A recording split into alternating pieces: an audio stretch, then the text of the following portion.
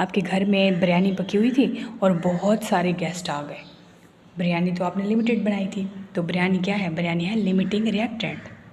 अगर आपके पास एग्ज़ हैं, आपके पास 10 एग्ज़ हैं और आपके पास ब्रेड के स्लाइस 2 हैं, तो स्लाइस जो बनता है, सैंडविच जो बनता है, वो तो एक ही अंडे से बनता है, एक ही एग से बनता है। ठीक है, तो इसका मतलब क्या है कि इसका मतलब है कि ब्रेड आपके पास लिमिटिंग रिएक्टेंट है। मतलब कोई रिएक्टेंट्स कन्वर्ट हो रहे हैं प्रोडक्ट्स में। केमिकल रिएक्शन में हमने देखा कि रिएक्टेंट्स कन्वर्ट होते हैं प्रोडक्ट्स में। लेकिन अगर कोई रिएक्टेंट लिमिटेड यानी कि उसको हम कहते हैं लिमिटिंग रिएक्टेंट्स। कोई रिएक्टेंट्स कम मिकदार में यूज़ हो और फ़ौरन कन्वर्ट हो जाता है प्रोडक्ट्स में। जो रिएक्टेंट्स कम मिकदार में होगा वो रिएक्टेंट्स जल्दी प्रोडक्ट में कन्वर्ट हो जाएगा।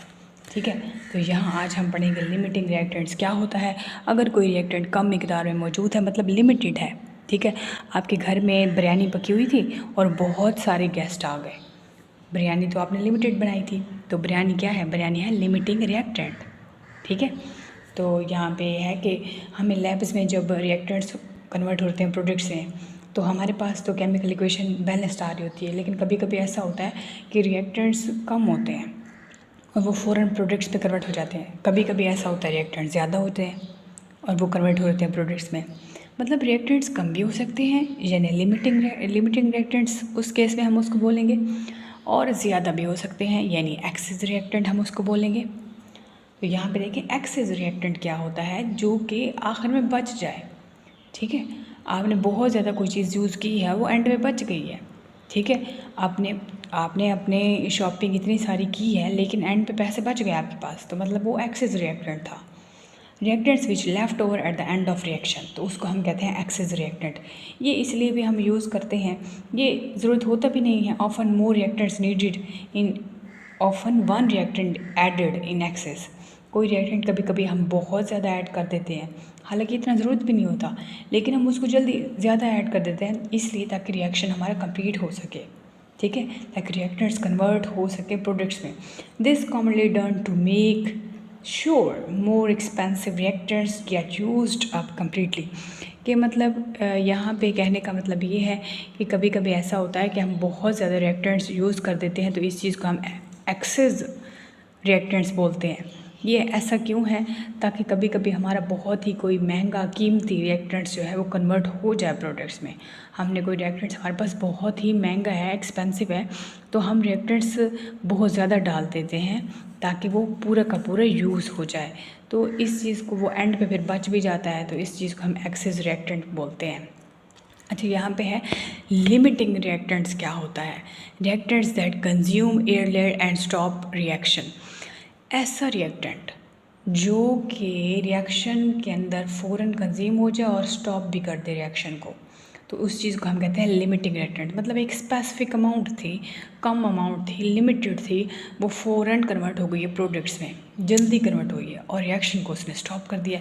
अब यहाँ पे रिएक्शन स्टॉप हो गया है और रिएक्टेंट्स कन्वर्ट हो गए हैं प्रोडक्ट्स में, तो इसका मतलब ये है कि ये एक प्रोडक्ट के अमाउंट को भी यही कंट्रोल करता है।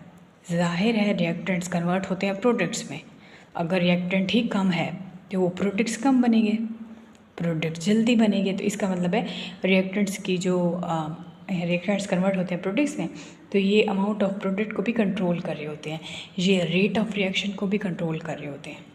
This concept applied on the irreversible. और हाँ, एक और बात, जो इरिवर्सिबल रिएक्शन होता है, जो फॉरवर्ड रिएक्शन होता है, मतलब जो एक ही बार हुआ है, ये वहाँ होगा। ठीक है, जो फॉरवर्ड रिएक्शन जो एक ही टाइम हो रहे होते हैं, रिवर्स नहीं हो रहे थे, उसमें ये लिमिटिंग रिएक्टेंट्स वाला कोई कॉन्सेप्ट नहीं है। ये सिर्फ वहाँ होगा जहाँ पे रिएक्टेंट्स हमारे कन्वर्ट होंगे प्रोडक्ट्स में, बट रिएक्शन हमारा फॉरवर्ड डायरेक्शन में होगा, ये उनके लिए है। ठीक है, इसका मतलब है लिमिटिंग रिएक्टेंट्स जो है वो डायरेक्टली प्रोपोर्शनल है प्रोडक्ट के, क्योंकि ये अमाउंट कंट्रोल कर रहा होता है। ठीक है, प्रोडक्ट्स की ये रेट ऑफ रिएक्शन भी कंट्रोल कर रहा होता है लिमिटिंग रिएक्शन, और इसी की वजह से जल्दी रिएक्शन स्टॉप भी हो जाता है। नेक्स्ट है हमारे पास how to identify a limiting reactants. हम लिमिटिंग रिएक्टेंट्स को कैसे आइडेंटिफाई कर सकते हैं, तो उसके कुछ स्टेप्स हैं। स्टेप्स को देखते हुए हम साथ साथ एग्जाम्पल्स भी फॉलो करेंगे, एग्जाम्पल भी कंप्लीट करेंगे, समझेंगे। तो फर्स्ट जो स्टेप है कि हम कैसे लिमिटिंग रिएक्टेंट आइडेंटिफाई कर सकते हैं, तो पहला जो है रूल है, पहला जो स्टेप है वो है convert given amount two moles. यानी जो आपको गिवन अमाउंट दी गई है उसको मोल्स में कन्वर्ट करना है। फॉर एग्जांपल आपकी एग्जांपल है 15.16, तो यहाँ पे ग्लूकोज है और ऑक्सीजन है, मिल के ये क्या बना रहे हैं, CO2 और H2O वाटर बना रहे हैं। तो सबसे पहले जो पहला स्टेप है वो हमने देखना है कि हमने मोलर मास को, हमने मोल्स देखने हैं ना, तो सबसे पहले हमने मोलर मास निकालना है। तो मोलर मास देखें तो कार्बन का जो मास होता है वो होता है 12 और यहाँ पे 6 है, तो 12 मल्टीप्लाई बाई 6। यहाँ पे हाइड्रोजन 12 है तो 1 मल्टीप्लाई बाई 12, यहाँ पे ऑक्सीजन 6 है तो वो 16 मल्टीप्लाई बाई 6। ये जो ऑक्सीजन का मास है वो 16 होता है, यहाँ पे ये 6 है तो इसलिए इसको मल्टीप्लाई किया। हाइड्रोजन का मास 1 होता है, यहाँ पे ये 12 है, तो इनको टोटल कैलकुलेट करके आंसर हमारे पास मोलर मास आएगा इस ग्लूकोज का जो कि है 180। अब हम इससे नंबर ऑफ़ मोल्स निकालेंगे। फर्स्ट स्टेप के अकॉर्डिंग हमने मोल्स फाइंड आउट करने हैं। पहले हमने मोलर मास निकाला और मोलर मास से हमने उसको कन्वर्ट किया मोल्स में। नंबर ऑफ़ मोल्स अब हम निकाल रहे हैं मोलर मास से। तो जो हमारे पास मोलर मास है ग्लूकोज का वो है 180। कैसे निकाला यह भी बता दिया। तो नंबर ऑफ़ मोल्स हमें जहाँ पे इक्वेशन में दिया गया है, हमें बताया गया है एग्जांपल में कि 25 ग्राम ग्लूकोज यूज़ हुआ है, तो यहाँ पे 25/180 हमारे पास मोलर मास है, तो हमारे पास मोल्स निकल आएंगे ग्लूकोज के 0.138। इसी तरह हम ऑक्सीजन का भी देख लेते हैं मोलर मास। ऑक्सीजन का मोलर मास देखें तो ऑक्सीजन के यहाँ पे 6 है और ऑक्सीजन का जो मास होता है वो 16 होता है। तो यहाँ पे देखिए 16 मल्टीप्लाई बाई 2, तो आंसर आएगा 32। मोलर मास आ गया इसका ऑक्सीजन का हमारे पास। यहाँ पे नंबर ऑफ़ मोल्स देखें तो यहाँ पे मोलर मास आ गया ऑक्सीजन का 32 और यहाँ पे जो हमारे पास गिवन है वो है 40।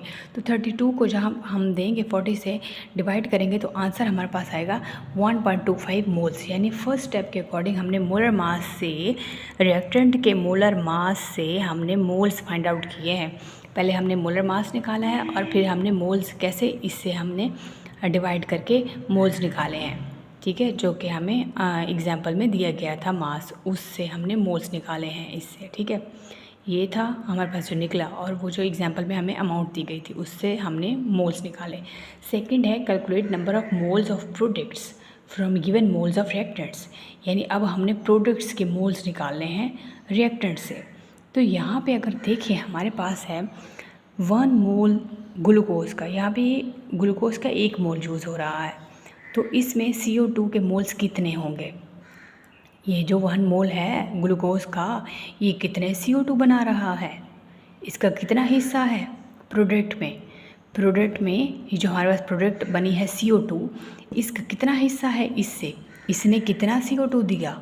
तो यहाँ पे देखिए 1 मोल अगर हम ग्लूकोज का देखें 1 मोल CO2 कितना देगा, तो यहाँ पे 6 देंगे इसने। ये देखिए इसने 6 दिए हैं।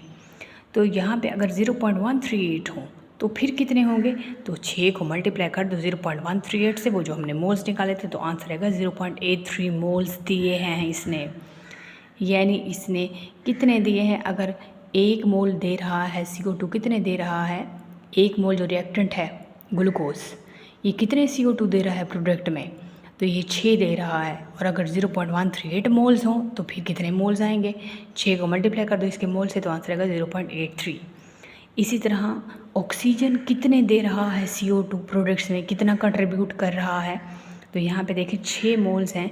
यहाँ पे देखिए ये 6 मोल्स हैं ऑक्सीजन के, ये कितने मोल्स दे सकता है CO2 के, ये 6 दे सकता है। तो अगर 1 हो तो 1 देगा, तो अगर 1.25 हो तो फिर वो कितना देगा, 1.25 देगा।